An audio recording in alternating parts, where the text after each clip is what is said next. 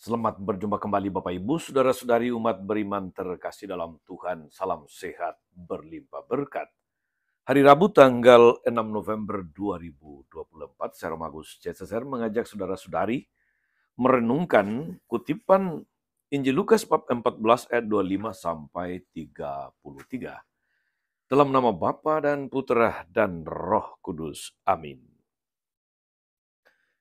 Pada suatu ketika orang berduyun-duyun mengikuti Yesus dalam perjalanannya. Sambil berpaling, Yesus berkata kepada mereka, "Jika seorang datang kepadaku dan ia tidak membenci bapaknya, ibunya, istrinya, anak-anaknya, saudara-saudarinya, bahkan nyawanya sendiri, ia tidak dapat menjadi muridku. Barang siapa tidak memanggul salibnya dan mengikuti aku, ia tidak dapat menjadi muridku. Sebab siapakah di antaramu yang mau membangun sebuah menara, tidak duduk membuat anggaran belanja dahulu, apakah uangnya cukup untuk menyelesaikan pekerjaan itu? Jangan-jangan sesudah meletakkan dasar ia tidak dapat menyelesaikannya. Lalu semua orang yang melihat itu akan mengejek dengan berkata, orang itu mulai membangun tetapi tidak dapat menyelesaikan. Atau raja mana yang hendak berperang melawan raja lain, tidak duduk mempertimbangkan dulu apakah dengan 10.000 orang ia dapat melawan musuh yang datang menyerang dengan 20.000 orang. Jika tidak dapat, ia akan mengirim utusan selama musuh masih jauh untuk menanyakan syarat-syarat perdamaian. Demikianlah setiap orang di antaramu yang tidak melepaskan diri dari segala miliknya tidak dapat menjadi muridku." Demikianlah sabda Tuhan. Bapak Ibu Saudara-saudari umat beriman terkasih dalam Tuhan kita Yesus Kristus. Kutipan Injil hari ini kadang-kadang tidak mudah untuk dipahami. Ketika orang banyak berduyun-duyun, berbondong-bondong mengikuti Yesus, justru Yesus menantang mereka dengan kata-kata ini. "Jikalau seorang datang kepadaku dan ia tidak membenci bapaknya, ibunya, istrinya, dan anak-anaknya, saudaranya laki-laki atau perempuan, bahkan nyawanya sendiri, ia tidak dapat menjadi muridku." Saudara-saudara umat beriman terkasih dalam Tuhan, tidak mungkin kita memahami kata-kata Yesus ini secara harafiah. Sebab justru pada bagian pengajarannya yang lain, Yesus mengajarkan kita untuk mengasihi sesama seperti diri sendiri.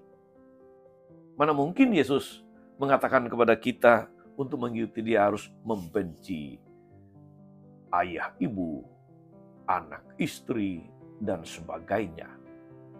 Di sini kita harus merenung lebih dalam, lebih tajam supaya kita paham betul apa maksud Yesus di balik ini semua.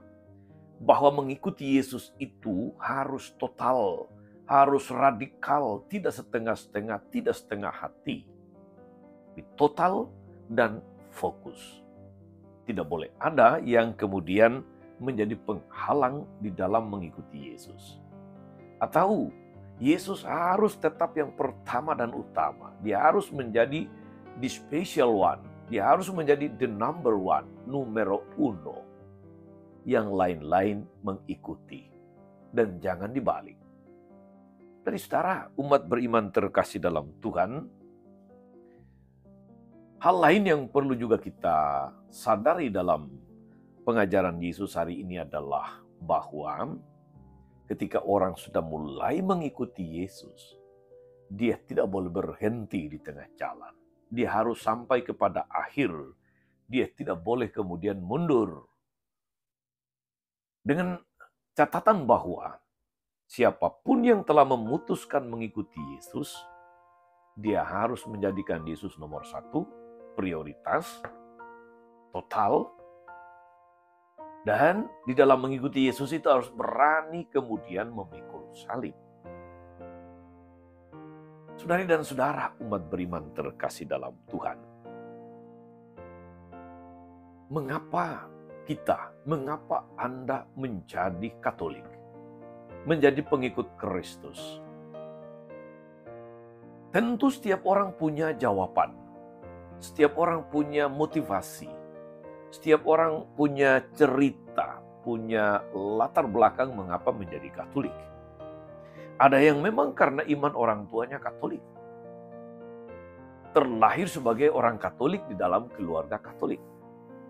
Sehingga kadang-kadang ada orang bercanda begini, bahkan sejak masih dalam rahim ibu, saya sudah Katolik.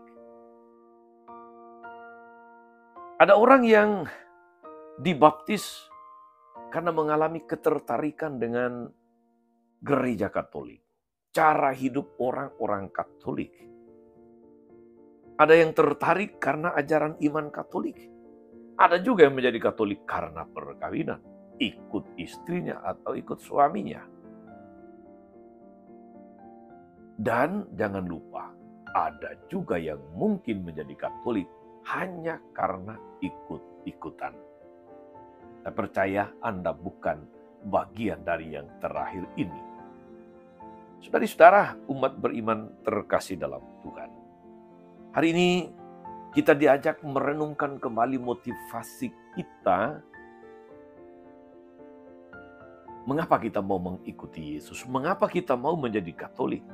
Apa tujuan kita menjadi pengikut Kristus? Tuhan Yesus menegaskan bahwa Dia harus menjadi pusat. Dia harus menjadi yang pertama dan utama dari jalan kemuridan itu. Mengikuti jejaknya.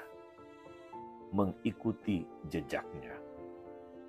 Mengikuti jejak Kristus berarti menghadapi dan menghidupi sikap lepas bebas dan setia memikul salib. Dalam bacaan pertama, Rasul Paulus, saudara-saudari, kepada jemaat di Filipi, menyemangati, meneguhkan jemaat Filipi supaya mengerjakan keselamatan dengan tidak takut dan gentar. Artinya, ketika mereka memilih menjadi pengikut Kristus, mereka harus melakukannya dengan tidak takut dan gentar. Ketika mereka memilih menjadi pengikut Kristus, maka mereka harus mengikuti Yesus dengan tidak bersungut-sungut, tidak berbantah-bantahan,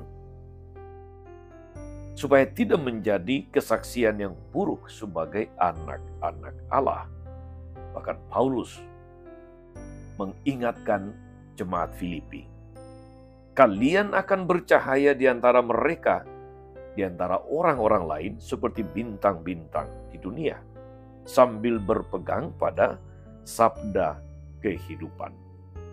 Saudara-saudara, umat beriman terkasih dalam Tuhan, apa yang dikatakan Yesus dan juga refleksi, pengajaran, bimbingan rohani dari Rasul Paulus menjadi sekaligus tantangan bagi kita. Apakah kita berani menjadi murid sejati penuh kasih yang lepas bebas dan setia, yang mengikuti Kristus sambil memikul salib?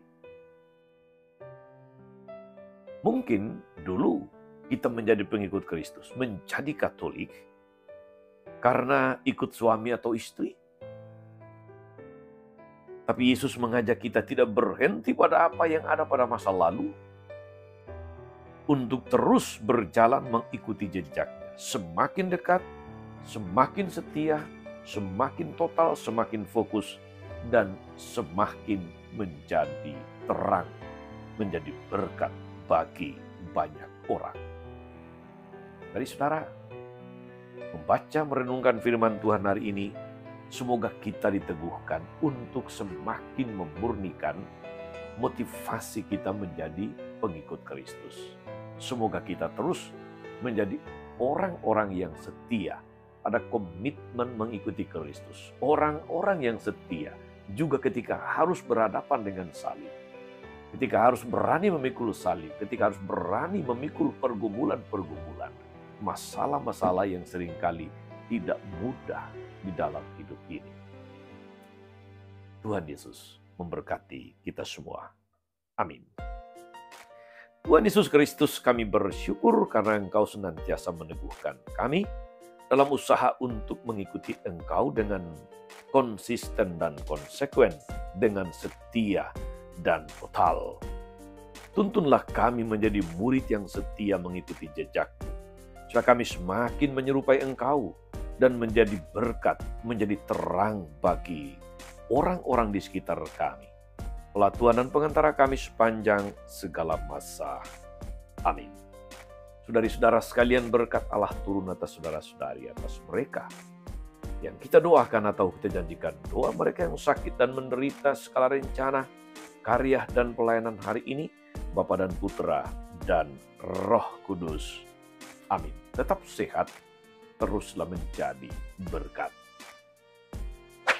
Jangan lupa like, subscribe, nyalakan lonceng notifikasinya. Salam 52, Tuhan memberkati.